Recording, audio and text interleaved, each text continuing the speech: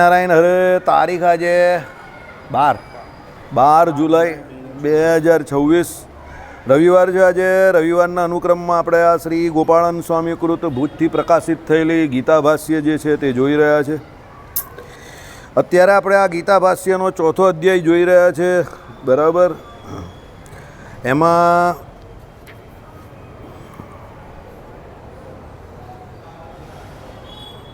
ભગવાન જે છે એમનું કર્તૃત્વ અને અકર્તૃત્વ એનું યુક્તિવાદપૂર્વક રામાનુજાચાર્યએ જે વર્ણન કર્યું એ આપણે જોયું કે ભાઈ ભગવાનનું કર્તૃત્વ ક્યાં સુધી, જે બહુ મુખ્ય બાબત છે. ઘણા લોકોને ખબર નથી. ગીતા જે છે ને એનો બધા પોતપોતાના હિસાબ. આમાં શું છે, લોકો ભાષ્ય નહીં વાંચે. હવે શ્લોકનું ગુજરાતી વાંચીને પછી ગીતાના શ્લોક છે ને બધા પોતપોતાના હિસાબે એનું જે પ્રમાણે મન ભાવે એ પ્રમાણે અર્થઘટન કરે ને પછી બધે અલગ અલગ જગ્યા પર એને લગાવેલું હોય એટલે પછી લોકોને છે ને બહુ મિસઅન્ડરસ્ટેન્ડિંગ થાય છે. એ લોકો એટલે ગીતાને સમજી જ નહીં શકતા. એકચ્યુઅલી આવા મોટા પુરુષ હોય ને એનું ભાષ્ય તમારે સમજવું પડે. એટલે રામાનુજાચાર્યએ આ વાત બહુ સરસ કરેલી છે કે ભગવાનનું કર્તૃત્વ અને અકર્તૃત્વ શું તો એ સમજવાનું છે કે ભાઈ સૃષ્ટિની ઉત્પત્તિ સ્થિતિને પ્રલય કરવો જગતનું, એમાં ભગવાનનું કર્તૃત્વ છે. કારણ કે એ આખી કર્તૃત્વ શક્તિ ભગવાનની ઉપયોગમાં આવે છે. બીજા કોઈની કર્તૃત્વ શક્તિ એટલી છે જ નહીં કે ઉત્પત્તિ સ્થિતિને પ્રલય કરી શકે. તમે પ્રલય બી નહીં કરી શકો. તમે તમારા ઘરમાં રહેલી વસ્તુનો પ્રલય કરી શકો, આખી દુનિયાનો પ્રલય તમે કરી શકો? જો પ્રલય કરવું માણસના હાથમાં હતા તો આતંકવાદી આખા ભારતમાં પ્રલય નહીં કરી નાખ્યો હોત. પણ એક બાજુ એ પ્રલય કરવા જાય તો આ બાજુ એની સ્થિતિ રાખવાવાળો પણ કોઈ ભગવાન મૂકી જ દે. અજીત ડોભાલ જેવો. સમજી ગયા? ये नया भारत है, ये घर में घुसेगा भी और मारेगा भी. ભારત માતા કી જય. સમજી ગયો? એટલે કહેવાનો મતલબ શું છે, આ ભગવાને અનાદિકાળથી ઉત્પત્તિ સ્થિતિને પ્રલય પોતાના હાથમાં રાખેલું જ ને. ગીતામાં કહ્યું એ પ્રમાણે કે કદાચ હું પોતે ધારું, ભગવાન કહે તો આ પૃથ્વીના રચકણો જે છે ને પરમાણુઓ, એને હું ભગવાન છું એટલે મારી એમ કહે કે શક્તિ દ્વારા ગણી શકું. પણ મારી જે વિભૂતિ જે છે, વિશિષ્ટ નિયમનરૂપ ઐશ્વર્ય કરતી વસ્તુઓ કે વ્યક્તિઓ જે કોઈ છે એને હું પણ ગણવા માટે સમર્થ નથી. એટલે આખી દુનિયા ભગવાનની વિભૂતિઓથી એમ કહે કે ભરી પડી છે. આખી દુનિયામાં બધું ભગવાનની વિભૂતિ જ વિભૂતિ છે. કેમ? જીવ અને માયા બંને ભગવાનનું શરીર છે અને ભગવાને જ્યારે કોઈની પાસે કોઈ વિશેષ કાર્ય કરાવવું હોય તો એ પરમાત્મા પોતે જે વિશેષ કાર્ય કરાવવા માટે પેલાને વિશેષ સામર્થ્ય પણ આપે. આજે આ જે લોકો ક્રિએશન કરતા હોય એ ક્રિએટિવિટી શું છે?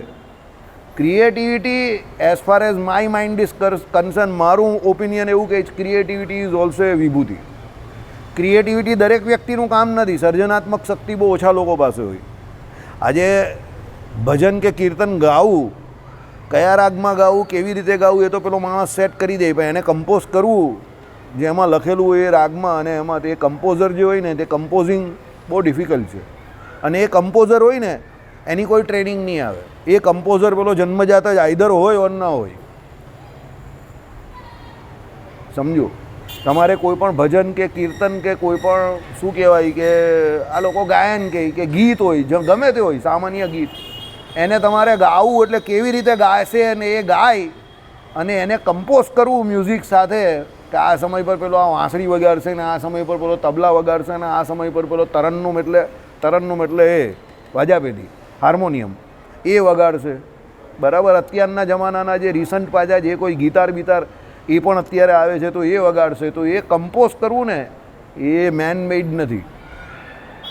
એ કમ્પોઝર પેલો બાય બોન જન્મજાત જ હોય. પછી સૂર, તો ગળામાં જે સૂર હોવો એ સૂર પણ મેન મેડ નથી. તમને દર 25-50 માણસે કે 100 માણસે એકાદ બેના ગળામાં સૂર દેખાશે. એ સૂર મેન મેડ નથી. તમે ગમે એટલો પ્રયત્ન કરો પણ તમારો સૂર નહીં નીકળે. સમજો? કાં કોઈનો બીજાનો નીકળતો એવો નહીં નીકળે. નીકળે અમુકનો, પણ બીજાનો નીકળતો એવો સારો નહીં નીકળે સૂર. એટલે એ સૂર નીકળવો એ પણ મેન મેડ નથી. સમજો? જે મ્યુઝિક કમ્પોઝ કરે છે તે પોતે કેમ નહીં ગાતા? વિચાર કરો. કારણ કે એનો એવો અવાજ નથી. એ કમ્પોઝ કરી શકે છે પણ એને જે વોઇસ ક્વોલિટી જોઈએ છે તે એને ખબર છે કે આ હું નહીં બરાબર. અમે લોકો ગાતા હોઈએ ને, હવે દાખલા તરીકે નારગોલમાં હું ભજન ગાતો હતો. ફેક્ટ વાત છે. 2 પદ ગાયા તો એ બંને પદમાં મેં વધારે આને ગાવા આપી દીધું. બોલવાનો પાર્ટ હું લેતો હતો ને ગાવાનું આને કામ આપી દીધું. કેમ? મને પોતાને ખબર હતી કે પેલા 3 દિવસ ત્યાં ઠંડુ પાણી પીધેલું મારો અવાજ નહીં ખેંચાતો હતો. જો પેલા વિડીયોમાં પણ દેખાય, ખબર પડે તમને, યુ ગેટ ઇટ, તમને ખબર પડે તરત જ કે આ મારો અવાજ ચાલતો નથી. અને પછી રાંદેરમાં અને ગઈકાલે અવાજ બહુ સરસ ચાલતો હતો, માખણ જેવો ચાલતો હતો. કેમ? હવે ઠંડુ પાણી પીવાનું બંધ કરી દીધું, ઘરે આવ્યો ને એટલે બંધ થઈ ગયું. હવે માટલાનું પાણી પીવું, કાં પેલું ફ્રીજનું કેવું હોય તેને મિક્સ કરીને પીવું છું, ડાયરેક્ટ નહીં પીધો. પેલું સબકોન્શિયસ માઇન્ડમાં 3 દિવસ ત્યાં ઠંડુ પાણી પીધું એટલે અવાજ ખેંચાવા માંડ્યો. આઈડિયા આવે છે? હવે ત્યાં સૂર નહીં પકડાતો હતો, હવે અહીંયા સૂર પકડાતો થઈ ગયો પાછો. કેમ? અવાજ જવાબ આપી દેતો હતો એટલે અવાજ કામ નહીં કરતો હતો. એટલે પરમાત્મા જે છે ને તે તમારા કર્મો જોઈને, તમારી પોતાની ઇનર બ્યુટી જોઈને તમને એવા ગુણ જે છે ને તે લાક્ષણિક ગુણ એટલે સ્વાભાવિક રીતે તમને આપે. સમજો, 1980-90નું ક્રિકેટ હતું ને, એમાં આઉટસાઇડ ધી ઓફ સ્ટમ્પનો દડો હોય ને એને ખેલાડી રમતા ગભરાતા હતા. કારણ કે 90% વિકેટ છે ને ઓફ સ્ટમ્પની આજુબાજુ જ પડે. 90% વિકેટ. 10% જે 8, 9 ને 10 નંબરના ખેલાડી હોય ને એ મિડલ સ્ટમ્પના દડે આઉટ થઈ જાય, કારણ કે એ લોકોમાં એટલી ટેકનિકાલિટીઝ નહીં હોય. બાકી પહેલાં 6 નંબરના જે સારા ખેલાડી હોય ને તો ઓફ સ્ટમ્પની આજુબાજુ જ મિસ્ટેક કરીને જ આઉટ થાય. એટલે બોલરો ઓફ સ્ટમ્પ પર જ એટેક કરે. 2000ની સાલમાં વિરેન્દ્ર સહેવાગ નામનો એક એવો ખેલાડી આવ્યો કે એ ઓફ સ્ટમ્પની બહારના દડા શોધતો હતો. ફાર દઈને એવી સ્ક્વેર કટ મારે, એટલી જોરમાં મારે, બોલરોને એણે ઓફ સ્ટમ્પ પર દડા ફેંકતા બંધ કરી નાખ્યા. કેમ? એને ખબર પડી ગયેલી, એ વિચારશીલ માણસ, એને ખબર પડી ગયેલી કે બોલર મેક્સિમમ વિકેટ છે ને ઓફ સ્ટમ્પ પર બોલ નાખીને દડા નાખીને કરેલ રહી છે. એટલે મારે મારું ઓફ સ્ટમ્પ જોરમાં બનાવવાનું છે. બીજા આ બાજુ લેફ્ટીમાં સૌરવ ગાંગુલી, એ ઓફ સ્ટમ્પનો ભગવાન હતો. ઓફ સ્ટમ્પ પર એના જેવી કવર ડ્રાઈવ, એના જેવી પોઈન્ટ ઉપરથી સ્ક્વેર કટ બહુ ઓછા લોકો મારી શકતા હતા. એટલે કહેવાનું તાત્પર્ય શું છે સમજો. હવે એ લોકો એની પર મહેનત તો કરી જશે, હું ના નહીં પાડતો, અને એને એની બુદ્ધિનો પણ પ્રયોગ કર્યો હશે, પણ એ લોકો પહેલાં નેચરલી જે પ્રમાણે રમવામાં માહિર હશે. પહેલી વાત એ હોય, એ લોકોમાં ડર પહેલેથી જ નહીં હશે કે મારે ગમે તે મારવાનું જ છે એમ. સહેવાગની પહેલાંના જે ઓપનર હતા એ શું કરતા હતા કે દડાને નવો દડો એને જૂનો કરવા માટે રમતા હતા, એટલે વિકેટ સાચવવા માટે. સહેવાગ એવો ખેલાડી હતો કે જે બોલર પર હાવી થવા માટે રમતો હતો, કે બોલર આપણી પર હાવી થાય પહેલાં આપણે એની પર હાવી થઈ જવાનું, પછી ભલે આઉટ થઈ જઈએ. બરાબર? તો ગાવસ્કરની ને સહેવાગની એવરેજમાં બંને ઓપનર, પેલો ટેકનિકલી એકદમ સાઉન્ડ અને આની ટેકનિકમાં એટલું કંઈ હતું નહીં, પણ આનું ખાલી એગ્રેશન તો 1 જ રનનો ડિફરન્સ છે. અને ઓપનર તરીકે તો ઓલમોસ્ટ સેમ છે બંનેની એવરેજ, બેટિંગ એવરેજ. હવે પેલો ખાલી એગ્રેશનથી રમતો હતો, પેલા પાસે જોરદાર ટેકનિક હતી. તો પણ કેમ એવું? એનું કારણ એ છે કે પેલાની ડિસિઝન મેકિંગ એબિલિટી બહુ જોરદાર હતી, કે મારે મારવાનું છે એટલે મારવાનું જ છે એમ. સમજો? એટલે ભગવાને તમારામાં ખામી અને ખૂબી બંને મૂકેલી છે. તમારે તમારી ખામી જે છે ને એ ખામીને દૂર કરવાનો પ્રયત્ન કરો. ધીરે ધીરે થશે, તરત નહીં થશે. અને તમારી ખૂબી જે છે તે તમને જીવવામાં ઉપયોગી થાય છે, તો એ ખૂબીનો ભરપૂર ઉપયોગ કરો. તમને જે ભગવાને ખૂબી આપેલી જ ને એ ખૂબીને ઓળખો. ભગવાને ભજન કરવાનું પણ તમને તમારા અંગમાં રહીને ભજન કરવાનું કહ્યું. અંગ શું છે? તમારી ખૂબી છે. સમજો? એટલે તમારે તમારી ખૂબી ઓળખવાની છે કે તમારી ખૂબી શું છે. સમજો? તમારી ખૂબી કીર્તન ગાવામાં છે, તમારી ખૂબી કીર્તન સાંભળવામાં છે, તમારી ખૂબી ભગવાનના ગુણ, કીર્તન, ગાન જે કોઈ આમાં આવે છે એને ગાન કરવામાં એટલે એને જણાવવામાં બીજામાં છે કે એને સાંભળવામાં છે. જો શ્રોતા તો બધા જ બનવાનું છે. સમજો? કાં પછી તમારી ખૂબી પેલા લોકોની જેમ R&Dમાં છે કે ભાઈ શોધીને લખીને મોડે કરો, લખો મોડે કરો, લખો મોડે કરો, એમાં છે. એમાં એ લોકોને આળસ નહીં આવતી, મને આળસ આવે છે. એમાં પણ ખૂબી હોય કે ભાઈ લોકોને ભરવામાં કે ભાઈ અહીંયા નહીં જવાનું, ત્યાં નહીં જવાનું, એમાં પણ ખૂબી હોય એ લોકોની. આઈ કાન્ટ ડુ દેટ, હું નહીં કરી શકતો એ.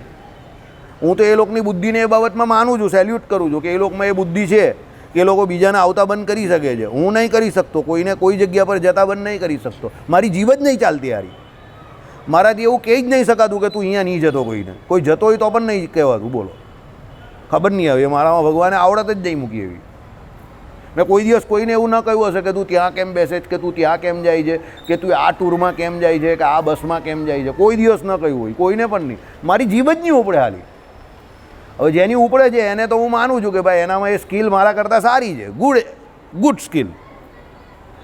કે એટલું બોલ્ડલી કહી શકે છે કે ભાઈ તું આ જગ્યા પર આની પાસે ન જતો, અને લોકો એનું કહેલું પણ માને છે, તો પછી હું વધારે એને આવડતને સલામ કરું છું કે ભાઈ તારી સાચી વાત છે કે ખોટી વાત છે અલગ વાત છે, પણ લોકો એને માનીને નથી આવતા ભજન કરવા કે ભાઈ સભામાં, તો તારી એ આવડતનો હું સેલ્યુટ કરું છું.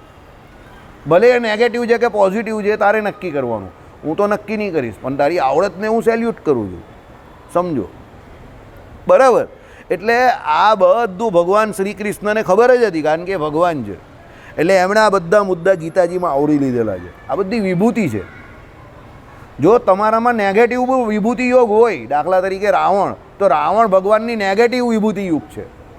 કળિયુગ, તો કળિયુગમાં તમારા જે દુર્ગુણો ને આ બધું બહુ ઉપર આવે, તો એ તમારી નેગેટિવ વિભૂતિ યોગ છે. કેમ ભાઈ? કળિયુગમાં ખાલી ભગવાનના નામ સ્મરણથી જ કલ્યાણ થઈ જાય એવું કહ્યું, પણ નામ સ્મરણ પણ થવું જોઈએ ને, તો એના માટે કળિયુગ એનું બળ બતાવે કે તમને નામ સ્મરણ પણ ન કરવા દે. સમજી ગયા? ગંગાજી ભગવાનની વિભૂતિ યોગ છે, 100% છે ને. પણ બહુ વરસાદ આવે ને ગંગાજી એકદમ જોરદાર પોતાનો કિનારો છોડીને લોકોના ઘરમાં ચાલ્યા જાય, તો એ જ ગંગાજી પછી એકદમ રૌદ્ર સ્વરૂપ ધારણ કરે તો લોકોની જાન પણ લઈ જાય. તો છે તો ભગવાનની વિભૂતિ જ, પણ તે સમય પર રૌદ્ર સ્વરૂપ ધારણ કર્યું તો નેગેટિવ વિભૂતિ થઈ ગઈ ને. એટલે એક હીરો હોય ને એક એન્ટી હીરો હોય, વિલન નહીં હોય, એન્ટી હીરો. એન્ટી હીરો એટલે કેવો હીરો? જે એનું કામ તો કરે છે પણ એની કરવાની રીત અલગ છે. તો ગંગાજી તો એ જ છે, પણ તમે ગંગાજી પાસે જતા નથી, એટલે ગંગાજી કે તું મારી પાસે નથી આવતો ને, ચાલ હું જ તારી પાસે આવી જાઉં છું. એટલે પછી ગંગાજી લોકોના ઘરે જાય. પછી ગંગાજી લોકોના ઘરે આપણે ત્યાં તાપીજી મળવા આવે છે તો કેવી હાલત થઈ જાય છે. હમણાં જ જો વરસાદ આવી ગયો લોકોને ત્યાં અને પાણી આવી ગયા તો કેવી હાલત થઈ ગઈ. તો શું છે? વિભૂતિ તો છે પણ નેગેટિવ છે. સમજો? એટલે આ બધું શાસ્ત્રોમાં એવો તમારા જીવનનો કોઈ પ્રશ્ન નથી કે જેનો જવાબ ના હોય. દરેક પ્રશ્નોના જવાબ છે. તમને સમજતા આવડવું જોઈએ. આવું છે.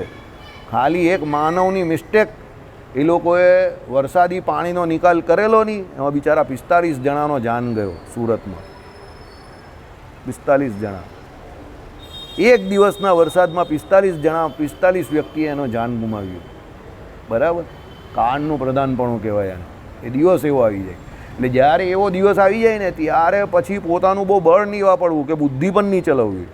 જ્યાં હોય ત્યાં સ્થિર થઈ જવાનું. પછી ત્યારે એવું નહીં કે આજે મંદિરે જવું જ છે કે આજે આ કામ કરવું જ છે. એક દિવસ થોભી જવાનું. એક દિવસ થોભી જાવ તો કાળ જ્યારે એ વિપદકાર એટલે વિપરીત કાળ જે છે એ ચાલ્યો જશે ને એટલે પાછું બધું નોર્મલ થઈ જશે.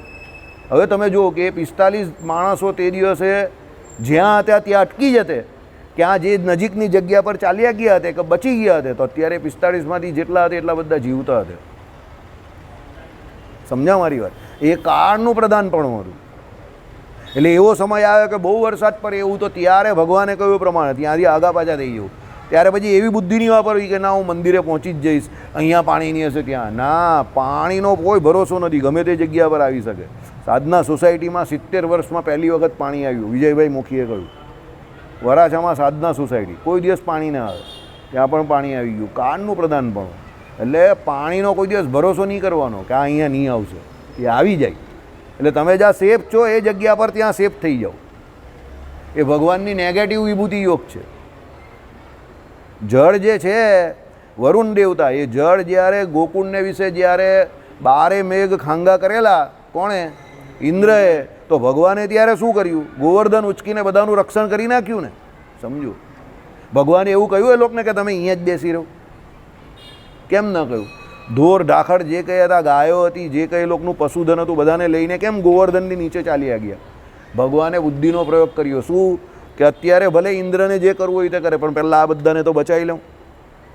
એટલે સેફટી સિક્યુરિટી ફર્સ્ટ.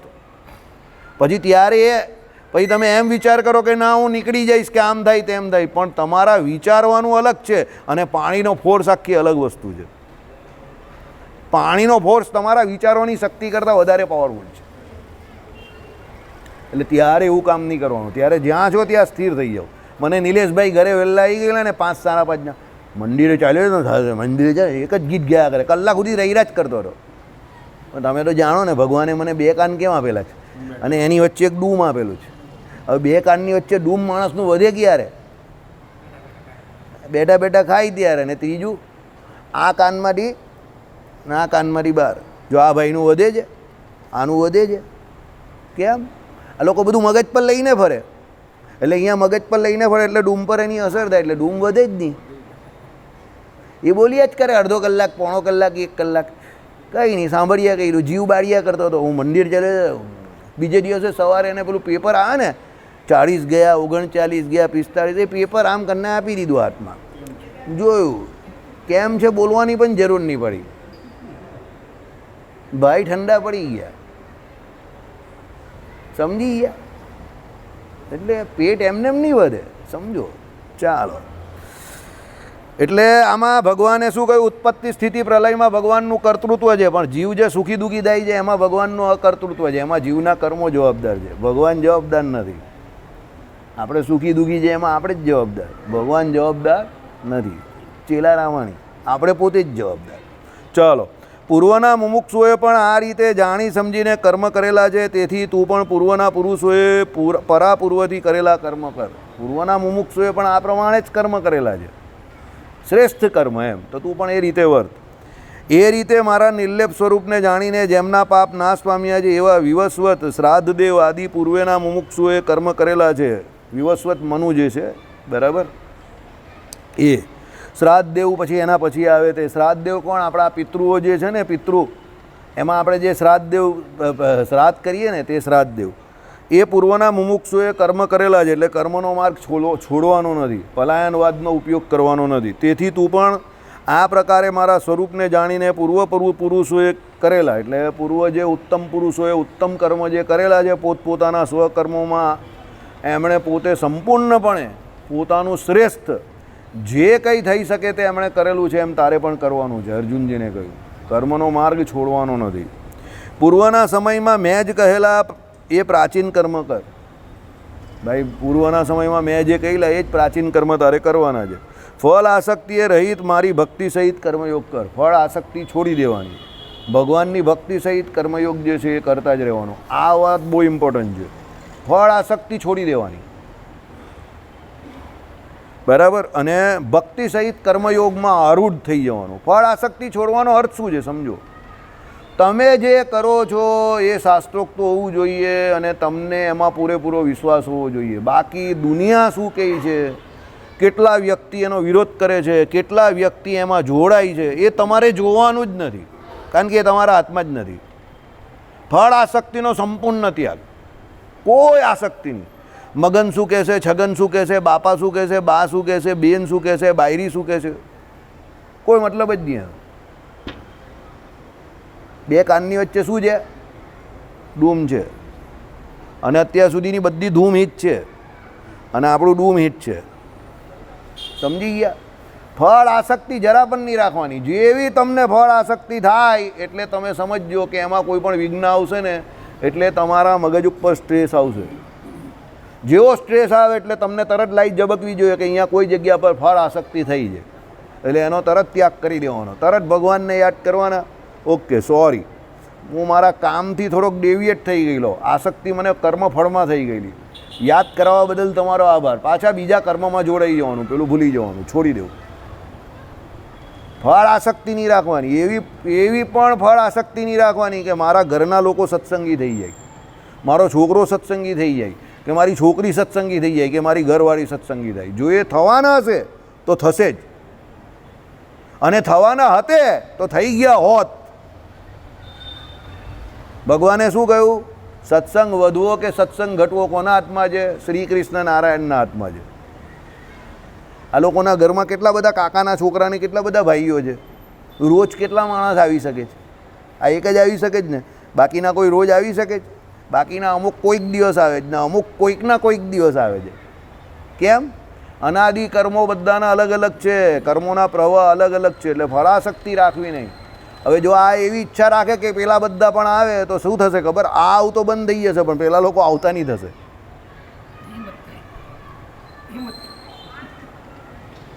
સમજી ગયા?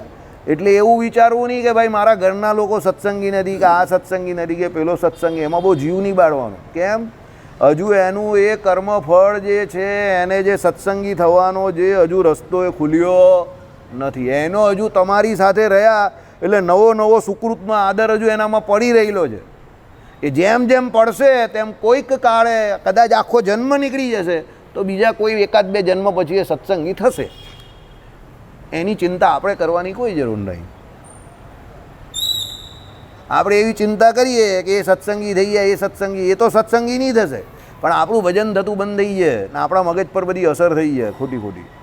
એ કરવાની જ નહીં. આપણે આપણું કામ જ કરવાનું. જો દે ઉસકા ભી ભલા, જો ના દે ઉસકા ભી ભલા. જા ભાઈ, સમજી ગયા? હા, ચાલો.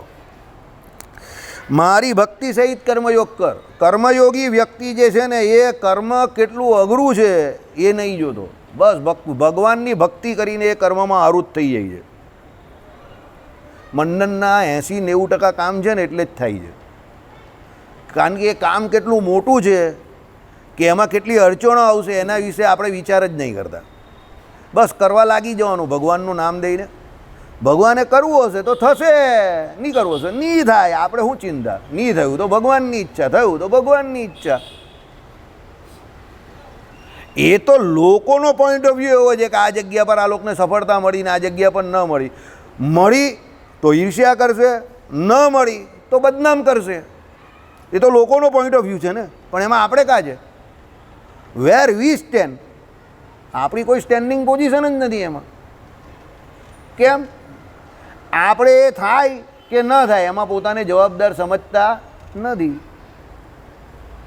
મને ઘણા લોકો કહે છે કે રાંદેર મંદિરમાં મિષ્ટાન નહીં રાખવું જોઈએ. કારણ કે મિષ્ટાન રાખે જ ને એમાં જ બધી માથાકૂટ થાય છે.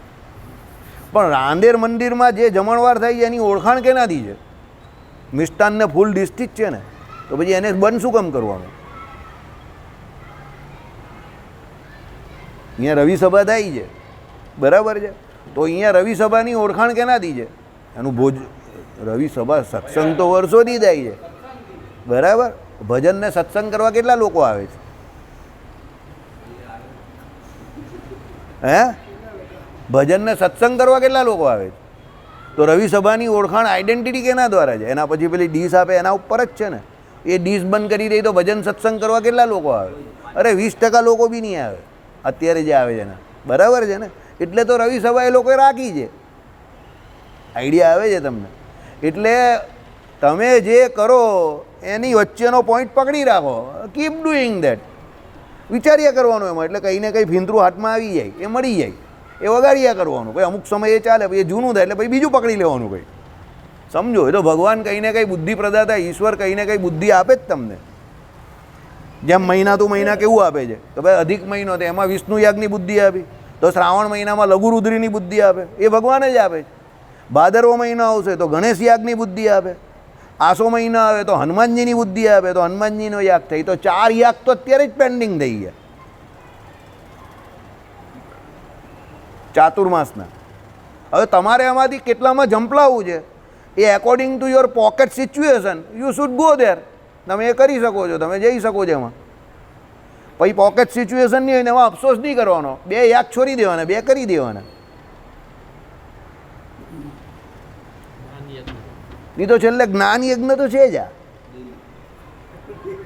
એમાં કોઈ ચાર્જ લાગતો નથી. આ બેટરી જ ચાર્જ કરવાની એમાં ખાલી, બરાબર, બીજું કોઈ ચાર્જ નહીં. તમે સમજી આવી વાત? ચાલો. ઉપર કહેલા કર્મના સ્વરૂપનો ઉપદેશ આપતા કહે છે. કર્મનું સ્વરૂપ બહુ જોરદાર છે, સાંભળો. કર્મ શું છે, અકર્મ શું છે, મોટા વિદ્વાન પુરુષો પણ ત્યાં મોહ પામી જાય છે. આ અહીંયા જ બધા મોહ પામી જાય. બધાને પોતપોતાનું કરવું છે. બધા એવું જ સમજે છે હું જે કરું એ કર્મ શ્રેષ્ઠ છે, બીજા જે કરે તે બધું કેવું છે, પણ એ જ મોહ પામી જાય છે. ચાલો. ત્યારે તે કર્મ તને હું સમજાવું છું, જેને જાણીને તું અશુભ એટલે અશુભ કર્મ બંધનોથી મુક્ત થઈશ. ભગવાન સમજાવે છે એટલે તું અશુભ કર્મનું બંધન જેનાથી મુક્ત થશે. સાંભળો. મુમુક્ષુએ કરવા યોગ્ય કર્મ કયું, અકર્મ જ્ઞાન શું છે, ફળાશક્તિ રહિત પરમેશ્વરની ઉપાસના સહિત શાસ્ત્રીય કર્મ જ અહીં જાણવું. કર્મનો અર્થ શું થયો? ફળાશક્તિ રહિત પરમેશ્વરની ઉપાસના સહિતનું શાસ્ત્રીય કર્મ જ અહીં જાણવું. એટલે અહીંયા જે કર્મની વાત કરેલી છે શાસ્ત્રીય કર્મની જ કરેલી છે. ફળાશક્તિ રહિત ઉપાસના સહિતનું. આ જગતમાં જે કર્મ કરવાના કયા ને, આ બધા શ્લોકોને ટાંકીને પેલા માર્કેટિંગવાળા બધું લખે છે ને, કર્મના માર્ગે જાને આમને તેમને, એ કર્મના માર્ગની અહીંયા વાત નહીં કરી. જો આપણા શાસ્ત્રો જે છે ને એ તમને જગતમાં જોડાવાની કે વેપાર કરવાની કે વ્યવહારની જે વાત જે છે ને એ તો શરીર ધારણ પૂરતી મર્યાદિત છે કે મનુષ્ય શરીર તમને મળેલું છે તો એ મનુષ્ય શરીરનો મહિમા શાસ્ત્રોમાં બહુ કયો છે તો એ શરીર ધારણ પૂરતી એ બધી આજ્ઞાઓ છે કે તમારું શરીર બરાબર ચાલે એના માટે ધન ઉપાર્જનને આ બધું કરવાનું છે બસ એનાથી વિશેષ કોઈ આજ્ઞા શરીર ધારણ કરતાં વધારે નથી કંઈ 12 વાગ્યા સુધી કામ કરવાનું કોઈ શાસ્ત્રમાં નહીં કહ્યું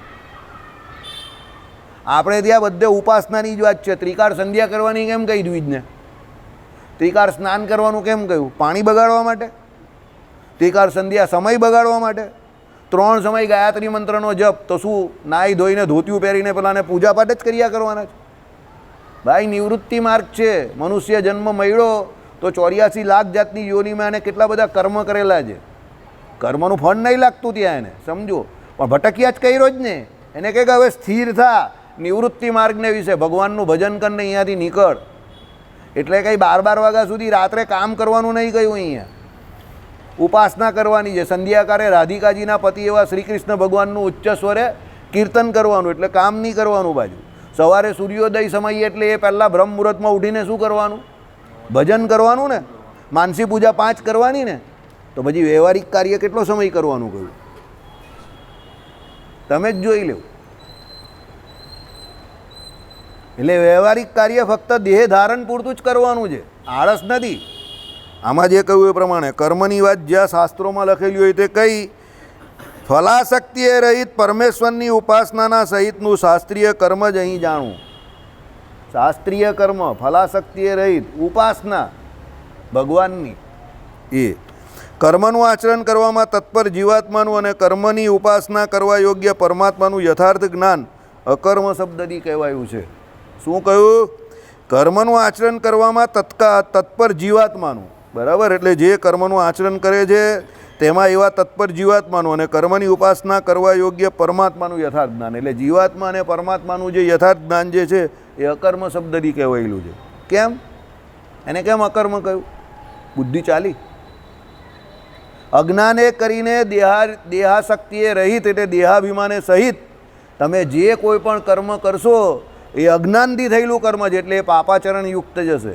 એમાં તમારો કોઈને કોઈ આસક્તિવાળો ભાવ હશે અદેખાય હશે પછી કોઈની ઉપેક્ષા હશે કોઈનો અનાદર હશે પોતે છવાઈ જવું આવી બધી કોઈ પણ પ્રકારની લાગણીઓ તમારી જોડે જોડાયેલી હશે કેમ એ તમારા મન બુદ્ધિ ચિત્ત અને અહંકાર કાંઈ ઇન્દ્રિયગત જ્ઞાનથી પ્રેરાઈને તમે કામ કરી રહેલા છો પણ જ્યારે તમે પોતાના સ્વરૂપને ઓળખો છો આત્મજ્ઞાની થયા છો અને ભગવાનના સ્વરૂપને ઓળખો છો નિજાત્માનમ બ્રહ્મરૂપમ એટલે બ્રહ્મરૂપ થઈને ભગવાનનું ભજન કે ભગવાન સંબંધી કર્મ કરો છો તેમાં કોઈ ઈર્ષ્યા નથી કોઈ અદેખાઈ નથી કોઈ માન સન્માન નથી કંઈ જ નથી તમે છો અને ભગવાન છે એટલે એ કર્મનું ફળ તમને લાગતું નથી એટલે એને અકર્મ કહ્યું એટલે આત્મા પરમાત્મા સંબંધી જ્ઞાન જે છે એ અકર્મમાં આવે કારણ કે એને એ બંધન કરતા નથી એ બંધનથી તમને મુક્ત કરાવનાર છે સમજો પછી પેલો મંદિરે આવીને જ આ પ્રમાણે કરતો હોય મેં તમને શું કહ્યું હમણાં પહેલાં જ હું તો એને પણ સ્કિલ જ માનું છું બરાબર એટલે સ્કિલ માનું છું બરાબર એ શું છે એ એના જ્ઞાને કરીને આની અંદર જોડાઈ રહેલો છે એને એવું છે કે આ મારું જ્ઞાન છે પણ એ જ્ઞાને કરીને બંધનમાં જોડાઈ રહેલો છે આ ભગવાનની બહુ મોટી ચાલ છે